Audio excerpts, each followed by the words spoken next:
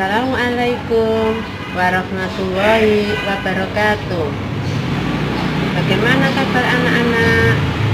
Ibu doakan kalian semua dalam keadaan sehat walafiat.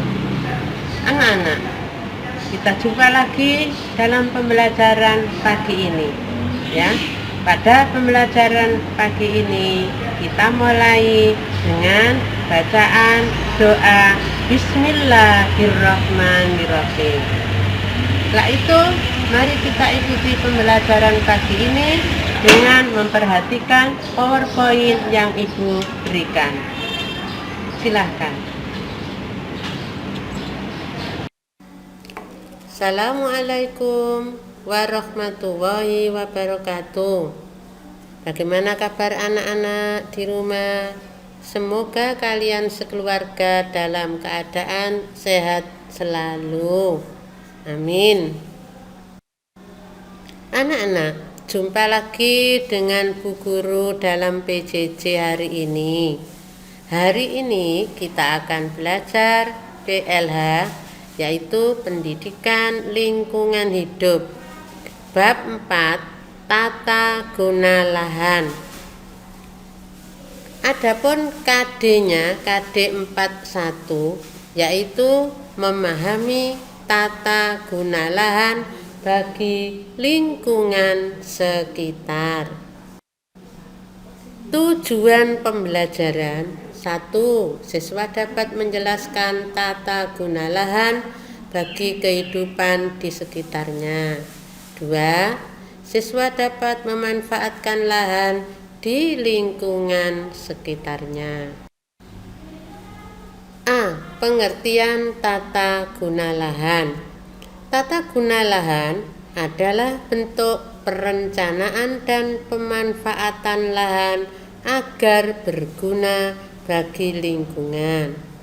Tujuan tata guna lahan untuk memberikan perlindungan pada lingkungan agar lingkungan tidak rusak, lingkungannya tetap lestari. Tata guna lahan yang baik: 1. Tidak mendirikan rumah di bantaran sungai. 2. Sekolah tidak didirikan di dekat tempat hiburan atau mal, sehingga mengganggu konsentrasi dan kurang kondusif dalam belajar. 3. Hotel dan villa tidak didirikan di lereng gunung. 4. Perumahan penduduk tidak berdekatan dengan tempat pembuangan akhir sampah atau TPA. Contoh tata guna lahan yang buruk: 1. Pemukiman ada di bantaran sungai. 2. Pemukiman dekat di akhir pembuangan sampah, karena baunya itu tadi ya baunya, ya pandangan keindahannya, semuanya mengganggu. Yang ketiga, pemukiman di lereng gunung yang rawan longsor. 4. Penebangan hutan atau pembakaran hutan untuk pertanian yang tidak diimbangi dengan tata guna lahan, ya. Perhatikan gambar di samping ini anak-anak. Gambar di samping ini adalah contoh dari tata guna lahan yang kurang bagus, ya. Rumah ada di bantaran sungai. Ini bisa mengakibatkan sungainya tercemar, ya. Kemudian air sungai yang kotor ini tidak bisa dimanfaatkan lagi, air sungainya menjadi keruh, bahkan kalau sudah parah jadi hitam. Nah, ini kurang sedap dipandang mata. Harusnya ditata dengan baik, tata guna lahan yang sesuai dengan lingkungan yang sehat dan bersih, ya. Gambar selanjutnya. Nah, ini gambar air sungai di tengah kota yang bersih, tata kota yang indah, terlihat rapi, sungainya bersih, ya. Nah, ini tata guna lahan dan kebersihan sungai yang bagus. Kemudian contoh lagi lingkungan rumah yang asri dengan penataan lahan untuk menjaga keseimbangan lingkungan. Ya, ini bagus untuk kelestarian lingkungan. B. Susunan tata guna lahan.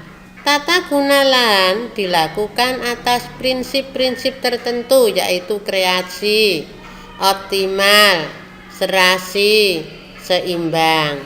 Susunan tata guna lahan tidak boleh merusak lingkungan. Kemudian tidak juga mengganggu kepentingan umum. Kawasan yang merupakan sumber air bersih tidak boleh didirikan pemukiman, karena pemukiman penduduk banyak menghasilkan limbah rumah tangga dan dapat mencemari air bersih. Kemudian badan yang berwenang mengatur tata guna lahan adalah BPPD, yaitu Badan Perencanaan Pembangunan Daerah. Anak-anak, dilihat gambar ini adalah contoh tempat yang digunakan untuk penyerapan air bersih dengan beberapa tumbuhan besar, tumbuhan kecil ya, di area yang luas, tidak dikasih bangunan lagi ya, supaya di lingkungan ini tersimpan kandungan air ya, penyerapan air. Ya, sekarang C, pentingnya tata guna lahan. 1. Memberikan pemerataan fungsi lahan yang baik dan menjaga sumber daya alam agar tidak rusak dan tercemar. 2. Menata lingkungan agar tidak mengganggu kepentingan umum. 3. Menata lingkungan untuk kemanfaatan dan kelanjutan penggunaan lahan. 4. Bisa mengurangi terjadinya bencana di suatu wilayah. Ini ya, ditata dan indah juga. Perhatikan anak-anak, taman kota yang indah. Di setiap kota ini harus ada taman kota. Ini sebagai tempat berwisata masyarakat sekitar, juga anak-anak untuk bermain di sini aman karena jauh dari kendaraan dan jalan raya. Kemudian tanaman-tanaman yang ada di sekitarnya ini adalah penghasil oksigen, sehingga udaranya di sini pasti bersih, nyaman, anginnya sejuk ya. Jadi ini harus ada di kota, di tiap-tiap kota ada taman kotanya. Kemudian penanaman pohon di tepi jalan. Nah, ini sebagai pencegah polusi udara. Ya, jadi polusi udaranya bisa terkurangi dengan tanaman yang berjajar di tepi jalan, terlihat rapi, indah, dan di bawah pohon ini ya juga sebagai peneduh. Ya, jadi tidak terlalu panas karena banyak pohon. Kemudian di tepi-tepi kali, tepi sungai ini harusnya ditanami seperti ini untuk mencegah abrasi ya. Nih. Kita lanjut. Selain itu, tanaman di lereng gunung ini pencegah longsor.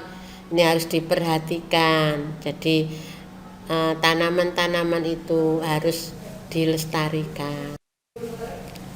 Kita lihat bahwa tempat pembuangan akhir sampah ini harus jauh dari pemukiman.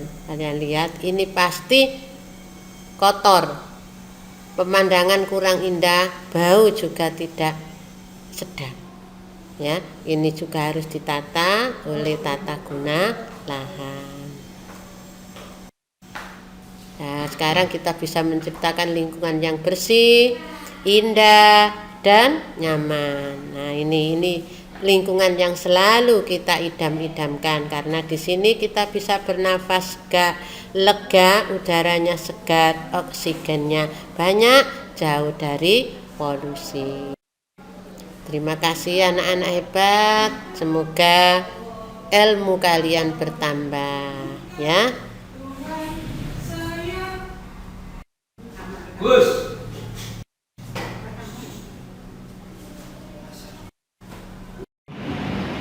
Demikian pembelajaran pagi ini anak-anak semua, anak-anak SD Mugres yang Ibu banggakan, anak-anak yang hebat. Semoga kalian dapat mengambil pengetahuan, mendapatkan pengetahuan dari mata pelajaran pagi ini. Sekian, terima kasih. Assalamualaikum warahmatullahi wabarakatuh.